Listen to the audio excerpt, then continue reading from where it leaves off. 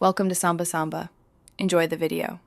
You start by verifying your Xbox 360 model and which drive form it accepts. That determines parts and method.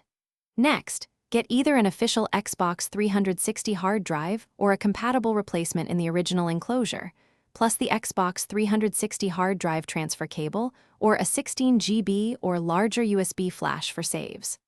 Once done, power down, unplug, and ground yourself to avoid static. Then remove the old HDD or open the bay using a Torx T8 or T10 so you can access the drive immediately.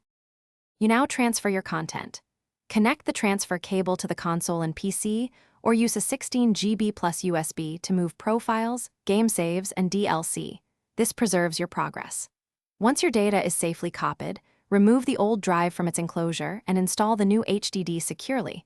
Make sure the SATA connector seats firmly and screws are snug.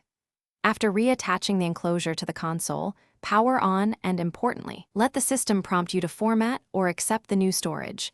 Then run a dashboard update if needed.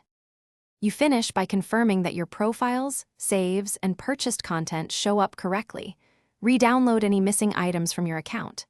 If the console does not recognize the new drive, power down, reseat the enclosure and connectors, and test the original drive to isolate whether the issue is the drive or the console. This troubleshooting approach narrows the fault quickly. Finally, make a backup to cloud or USB and sign into Xbox Live to sync profiles. This prevents future data loss and explains why each step matters. Thanks for watching. Consider subscribing if we helped you.